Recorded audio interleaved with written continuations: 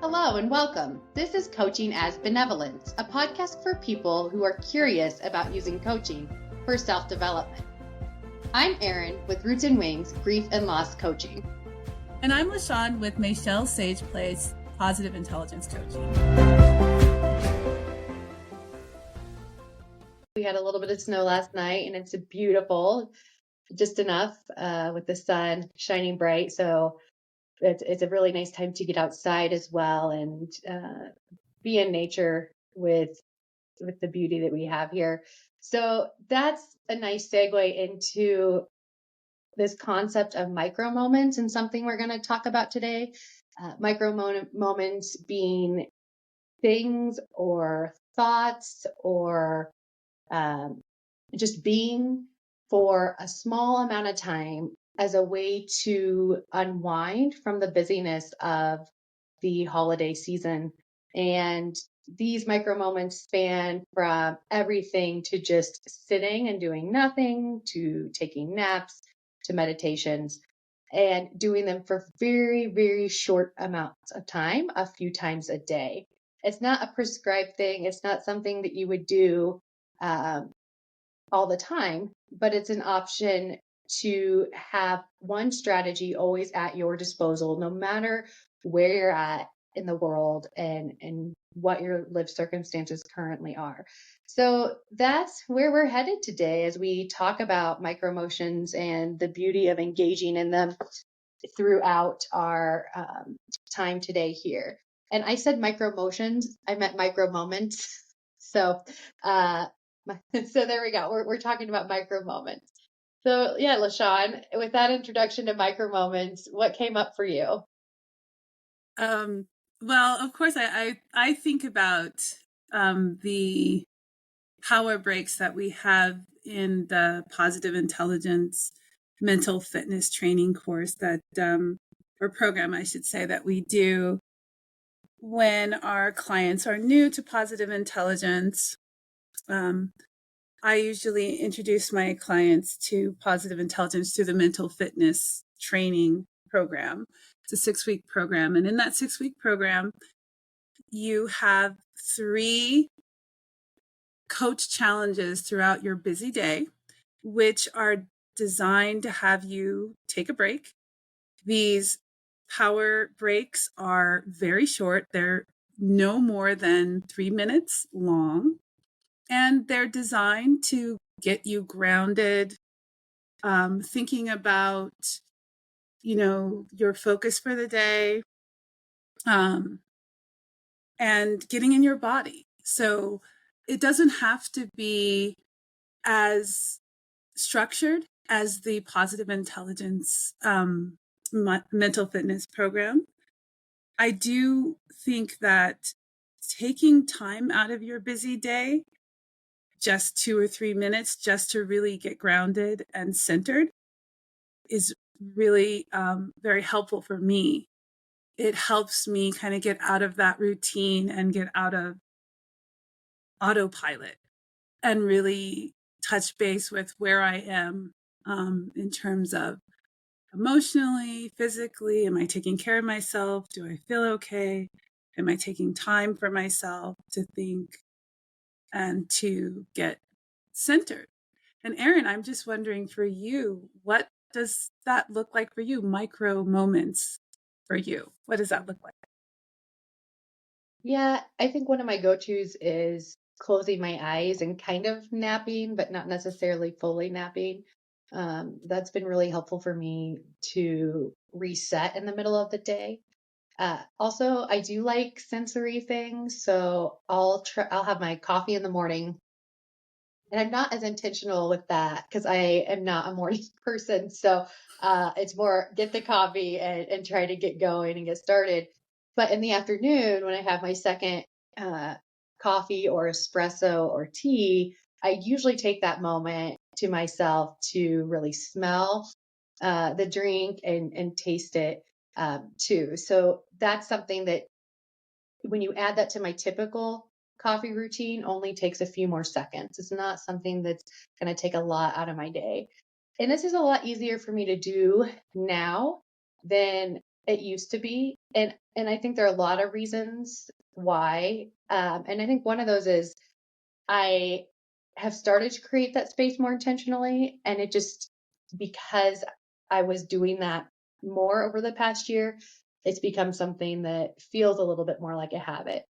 But I also have more space in this type of work to take a little bit of a break or a breather in between client appointments or things like that.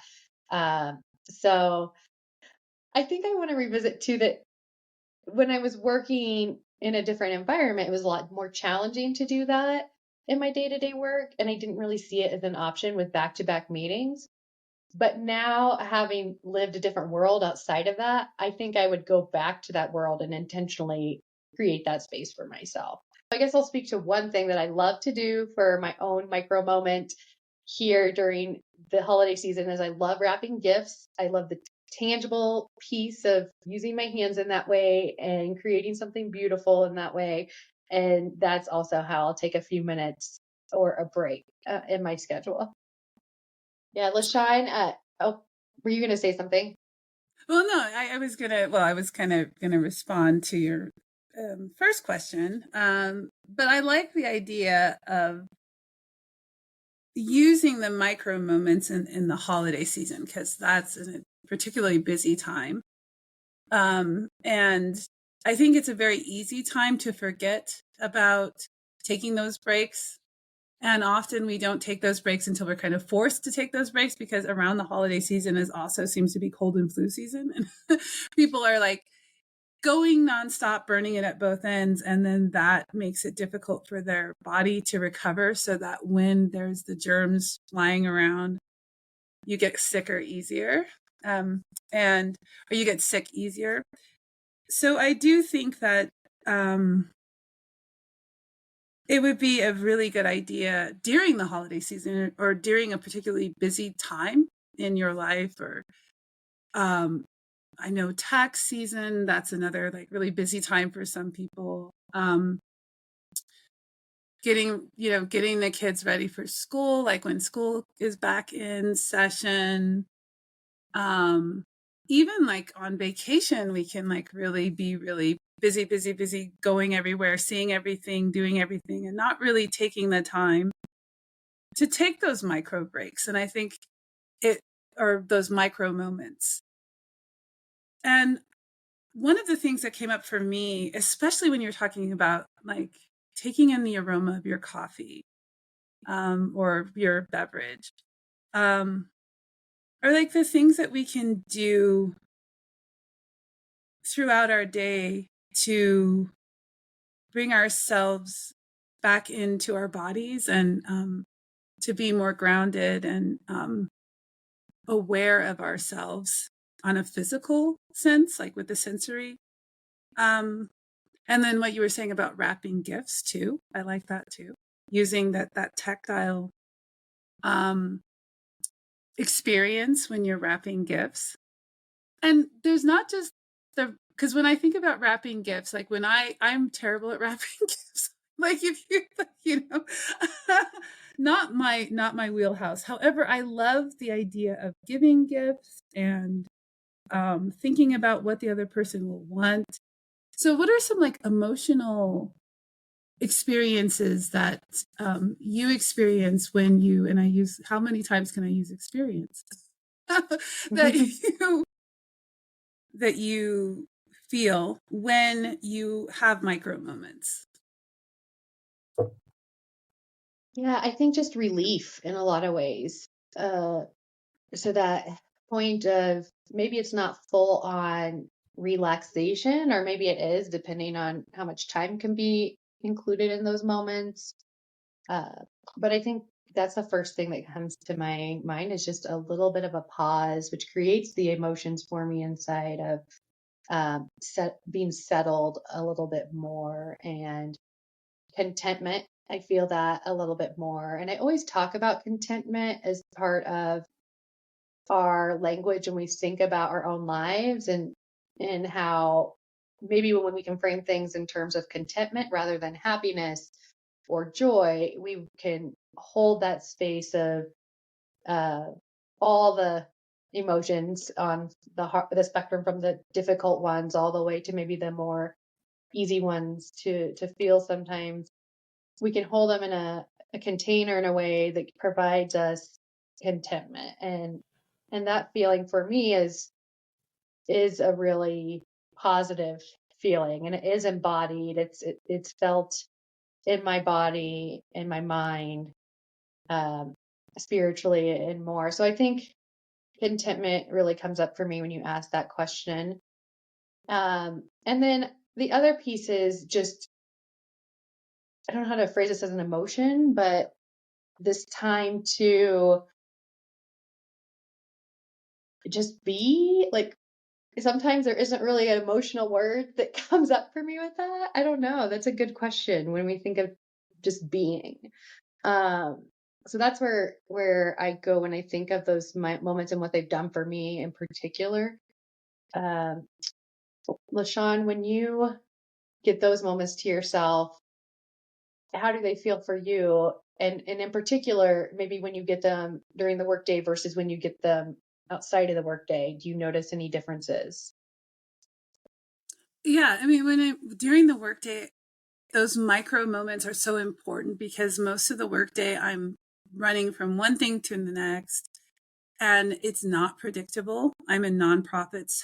Nothing is really predictable. I like the things that come up. You're like, whoa, okay, I didn't know that. What? So, okay, let's adjust. Um, so it's good for me. So what ends up happening when I have a micro moment during the work day is it's like coming to a landing because I'm flying around everywhere doing all this other stuff. And it really gives me a chance to just check in with where I'm at emotionally, mentally, spiritually. And and I like that you said contentment because I really do think that for me is the experience that I um, have when I have a micro moment at work. It's contentment. It's like, okay, everything's okay. Everything's, no matter what happened, when I settle into that mood of the mood of the present is almost always contentment. And Mm. so it reminds me that no matter what's happening out there, what I'm focused on, when I'm doing my work, when I'm working on solving this or putting out this fire, when I take the time in my busy work day to just sit in the present and be and just focus on what's happening now in the present, it's almost always a mood of contentment, calm, peace. Everything's good. It's all good. And that allows me to recharge and go on with the rest of my day. And outside of work, I have to admit that I don't really take micro moments outside of work. What I do outside of work is I just I come home. Usually it's in the evening. The sun is already down. And it's dark. And that is usually my time that I completely unplug. Like I watch something on Netflix in between getting home and going to or having dinner. And my kids are working on, their stuff as well. Like they kind of have their unwinding time too, because they usually um, have time, a little bit of time after school to like focus on studies and stuff like that. So when I come home, that's kind of their break time too. So we have a little bit of a break. So as far as micro moments outside of work, it's really funny. It's funny. I think about that. I don't really have those until just before bed when I'm just kind of trying to unwind and find sleep, even though I'm exhausted throughout the day. That's all I think about. But yeah, I would say that I take micro moments at work, but I don't really at home. And that just it's really interesting to me. Yeah, you said a lot of rich things. I like that you had this imagery around it's a landing place when you're flying all around. And that's such a really cool metaphor for me to think about and hold on to land in a space somewhere when I might be, flying around in my day. So I really like that. And then kind of the unwinding piece at home and how your kids have their own things they do to unwind and you have Netflix or other things. I think those things also probably help us have some level of contentment. And it also brought me a level of curiosity because I myself unwind with TV shows in the evening. Um, at what point do I want to be more intentional about having some more just being moments rather than maybe using those unwinding moments for my contentment? Not that one's going to replace the other, but just like integrating um, the being moments with the unwinding. So I don't know. You're right when it comes to our home spaces, how this fits in. It makes it a little difficult. Yeah. Yeah, as you were talking about the unwinding and also um, like moments at home, like one of the things that I noticed when I'm at home, and this is true throughout my family, we do tend to spend a lot of time in front of screens. And I find myself feeling anxious and always looking for, my phone or usually my phone. And I can't just sit and be. And that really like brought up some like curiosity for me. Like I'm curious to know what that is because before I used to be able to, meditate and I used to be able to just be. And I actually loved that. I loved just to be able to sit and be, but now I find that I'm really anxious. I feel like I have to fill those silences with something. I can't just be. And if I am just sitting and not watching a show or watching something on YouTube or listening to music or something like that, then I find that my mind is racing. So it would be interesting to like kind of, for me, I'm thinking that would be a really good challenge to just allow myself to be uncomfortable in the silence, um, so that I can get back to that time when I was able to just surrender to silence and just being. I love that word surrender. And kind of going back to a time when that worked for you or you noticed a meditative state that was helping maybe with your thoughts or just your own feelings and experiences. Do you have an example of of an example in your life? Well, I spent a lot of time in Japan when I was in my 20s and 30s. And but quite recently, actually, even into my 40s. But um, uh, that is really funny because I just realized I spent my entire 30s, my decade of 30s in Japan. That just dawned on me. That's that's really bizarre to me. Anyway, like that just dawned on me. But when I was in Japan, I was introduced to Kadampa Buddhism, which is not indigenous to Japan at all. It's indigenous to, I want to say, Tibet or something. I don't know, but a friend of mine actually introduced me to it, and I was able to meditate, practicing Kadampa Buddhism, and that time in my life, I was really focusing on the mantras and really just having one single focus on what they consider like virtuous, a virtuous thought, a virtuous concept, like all living beings have a good life or something to that effect. And when I was doing that, that was really very grounding, centering, but I was really focusing on a mantra or a virtuous thought.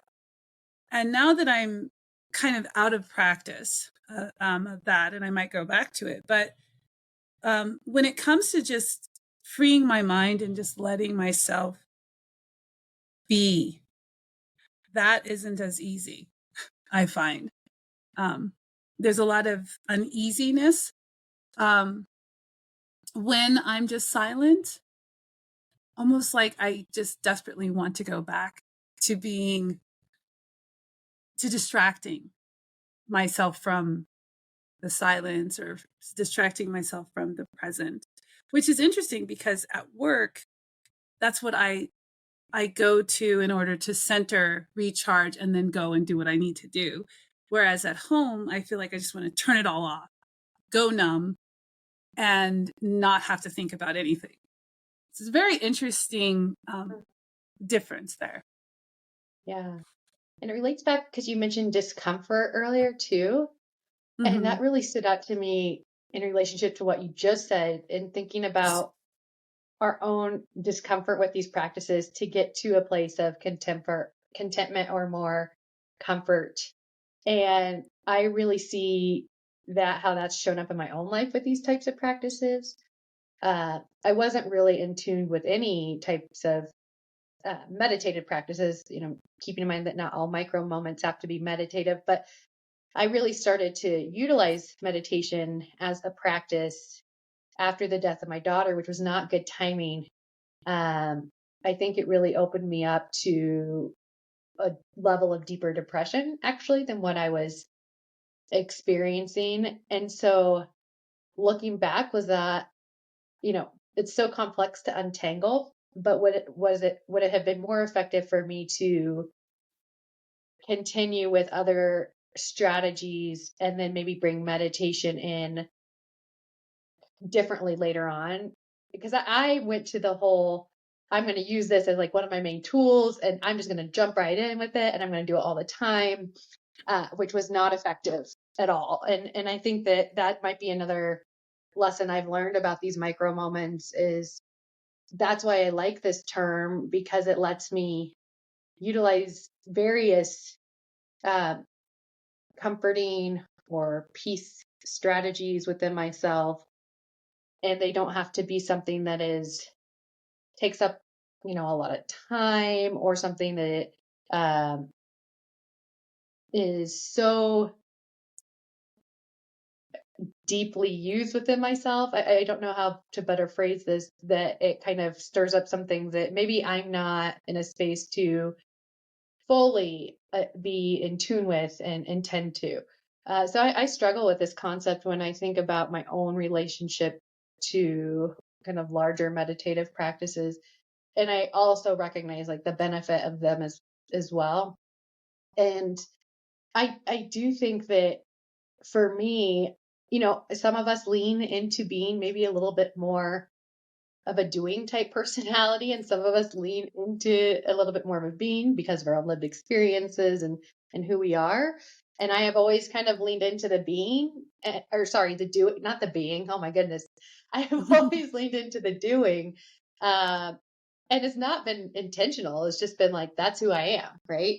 That's just part of who I am. And so now these micro moments, bringing in a little bit more intentionality as somebody who tends to be more on the doing spectrum, I guess is what I would say. It helps balance that out some too.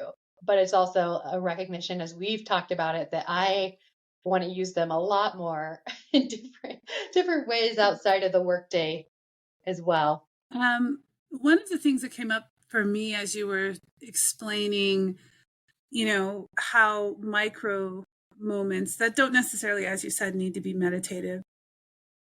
And I was thinking about the micro moments as being, if you do them consistently and they accumulate and it leads to something bigger or something transformational. Because I do believe that, what I know about forming habits and what I know about mental wellness, all of those things require practice, and they require a commitment to working on it every day or regularly. Let's just say regularly, consistently, because the consistency matters. And I also think, and you've talked about this too in your own coaching practice and also on episodes, I'm sure this has come up, like micro goals, micro things that are small, that can help you move forward or move that help with motion.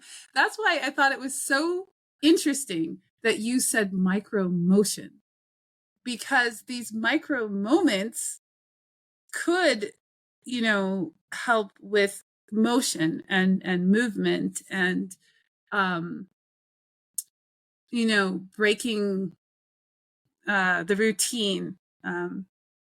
And so when you were talking about the micro moments as opposed to long meditative sessions, I thought about how little things that we do over time and consistently can lead to bigger things. And I do believe that breaking things into micro steps, micro goals, micro moments over time, that could be, if you have micro moments consistently throughout your lifetime, you could have those moments of clarity, of contentment that accumulate into something, an overall experience of contentment. So that's one thing that came up for me when you were talking about comparing the two. And I want to talk more about, just for our listeners as well, we did come up with some examples of what micro moments would be. Coffee, for me, it would be focusing on the breath. There are other things that you can do in micro moments, but what are some other examples that come to mind for you, Eryn, when just for our listeners, how they could apply this to the holidays, how they could apply this to their life? Yeah, and before I answer that, I want to go back to what you said, how they build over time to become something bigger, possibly something more transformational. And I want to highlight that anybody at any age can have that. We have this myth sometimes, and that once you're old, you can't learn anything, right? Or you can't teach an old dog new tricks, right? That's old saying. I don't even know where that comes from. So hopefully somebody can clue us in on Yeah. that one. And we're knowing how much of a myth that actually is, right? Especially when things are broken down into these very small and micro level changes. Uh, so yeah, I think this is something to keep in mind for anybody of any age, these types of strategies. But to answer your question on strategies, I think we've talked about gratitude, and that's one, whether that's writing one sentence down of something you're grateful for, or even saying one thing in your mind that you're grateful for. That's a micro moment. You can even bring it down to a much smaller micro moment by coming up with a word in the moment, and then another in the mind as well, that word, writing it down or keeping it in your mind. So when we're talking about these small steps, if one of these ideas that we talk about in this part of our podcast feels too big, break it down to something even smaller. So those are examples within gratitude. Other examples, I did mention I do love a nap. I love to shut my eyes and just unwind in that way. And that's been really helpful for me. And then a lot of people have certain memories with various senses. So the one that I like to use that some people may not like is, maybe lotion, where I sit there and like, okay, I'm just going to take this moment and use lotion on my hands, and just feel that. That can work for some people and obviously not for others. I'm trying to think of any other ones that I use. Oh, music. And music isn't always a micro moment because a song is 4+ minutes. Micro moments can be as small as a few seconds to probably, I don't have like an end time on when I define micro minutes, but music for me is also key. It's vital not only for me and my micro moments, but just generally speaking in my well-being. Um, and then sitting down at the piano and playing a song is another example of a micro moment for myself as well. Singing could be for somebody else, you know. So those are some of the examples that come to mind just off the top of my head. L'Shawn, what other examples come up for you that resonate? Well, a lot of those examples that you mentioned, some of which I hadn't even thought of, just even like writing something down. A lot of my micro moments have to do with sensory stuff like touch, hearing, grounding with the breath, anchoring with the breath. And just maybe focusing on one particular intentional goal or some focus that you have for the day, just taking a moment to say, oh yeah, I'm focusing on the energy of words or something to that effect, so that I actually take a moment to think about, oh, the energy of words. And then there's also with other people, not just solitary micro moments, but for me in particular, if I want to appreciate something about a loved one, I do take a moment to just take in something that I love about them. For example, my daughter's eyes, or something, where I'm taking a moment where I'm focused on her and an aspect of her that I love, which then again recharges my batteries, grounds me, and then connects me to her. So that's one thing that I find that I do also with other people, is take micro moments, whether it's appreciating something that they're saying or appreciating a certain trait that they display. And that to me is a micro moment as well, where you're just taking the time to really focus, hone in on that one thing. And so that brings me to something that's coming up for me, and maybe you can speak to this or what you think. But are micro moments intentional? So I think for me, it's like kind of obvious. Yeah, they're intentional because you kind of have to not plan, but be, it's a decision. I feel like it's a decision that you make throughout your day to stop and appreciate something, or maybe not appreciate, but connect with something. So that is a question. Can we have micro moments without intention? What do you think, Eryn? It's a really good question. I think mostly they are intentional because we are, whether consciously or unconsciously, making a choice to engage in a micro moment. I believe when it becomes a habit and you're kind of in that state of flow with this in your life, is it intentional? Well, the practice itself is, but the day-to-day decision to do it, maybe it's not. It's just something, it becomes who you are. It's a part of what you do and who you are. So it may not be as intentional. That's a really good question. And I think if you're starting out with these practices, it's likely going to need to be intentional, or maybe you're doing something similar already and it's just being intentional about identifying that practice as a micro moment for yourself, and trying to integrate those practices more consistently if that's what you want. Um, Yeah, I think that's where I would go with the intentionality of it. Um, I love what you said about the relational aspect that micro emotions not only are by yourself, but they connect you to other people. And your example of your daughter's eyes, that really made me feel something. And so I'm curious about that. Did it make me feel more than like other micro moment strategies that I've used? And do I want to start implementing more of those, connection to other people in these moments, whether that's simply acknowledging a feature in a child or an adult, or is it acknowledging, or is it strict telling them that as part of the act of the micro moment in the process? I don't know.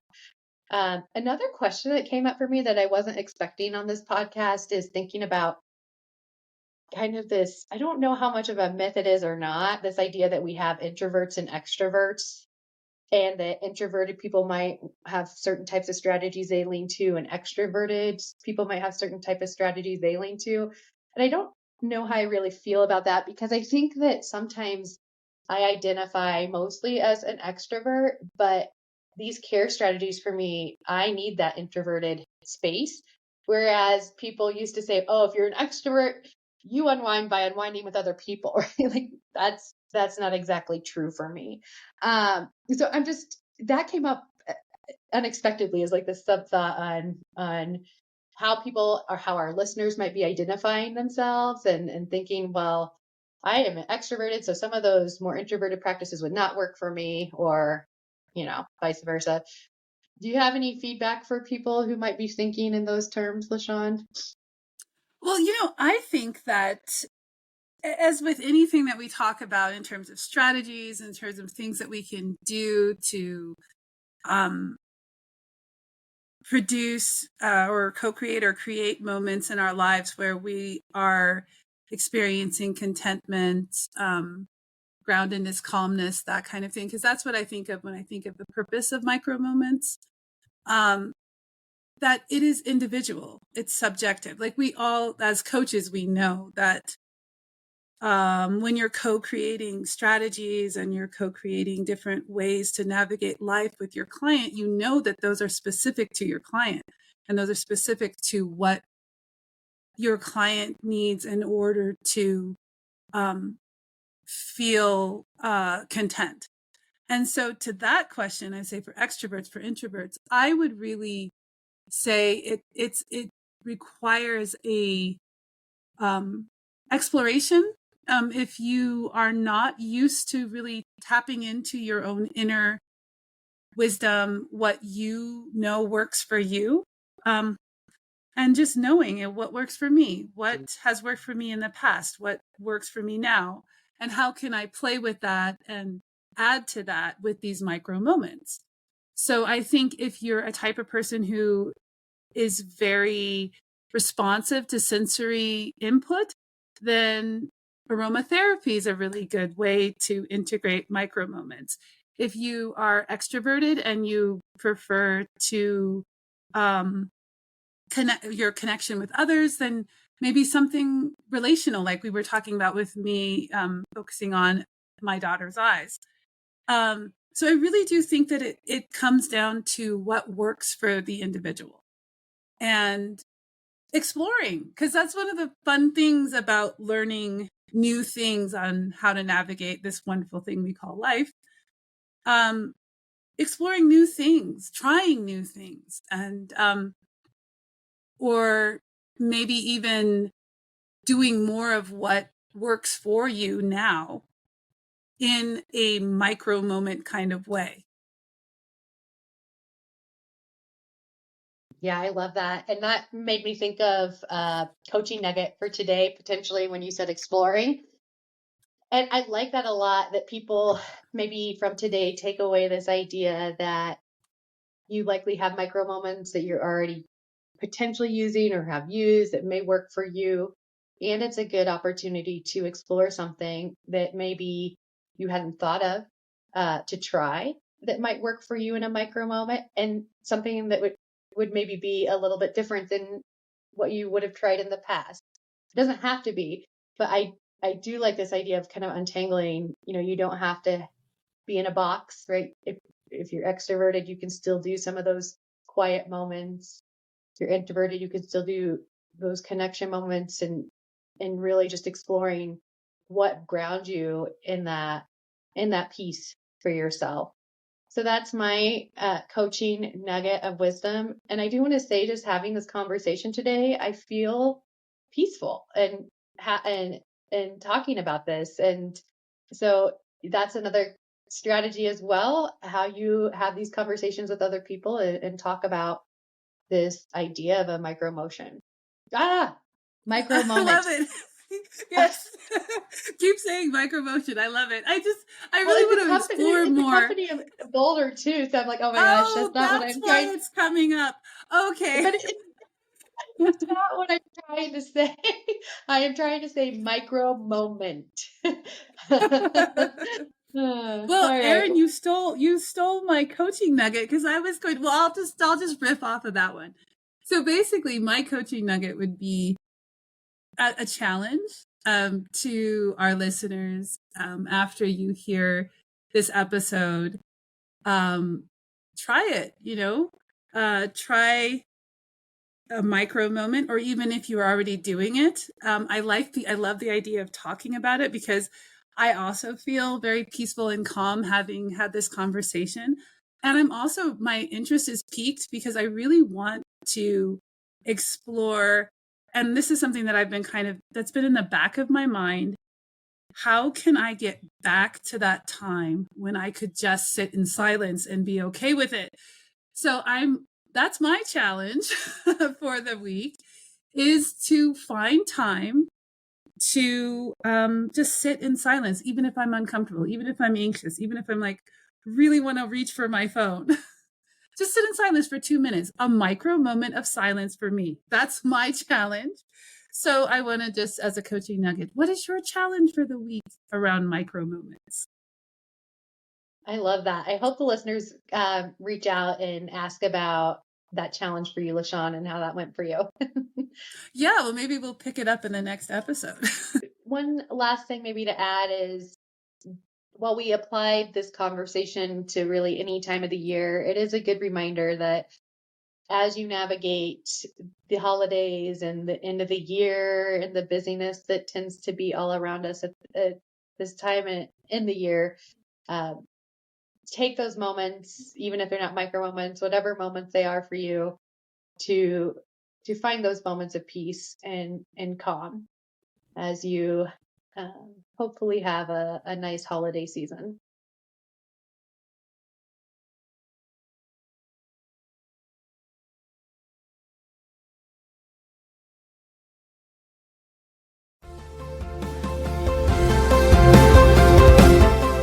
Thanks for joining us for Coaching as Benevolence. I'm L'Shawn with Michelle Sage Place, Positive Intelligence Coaching.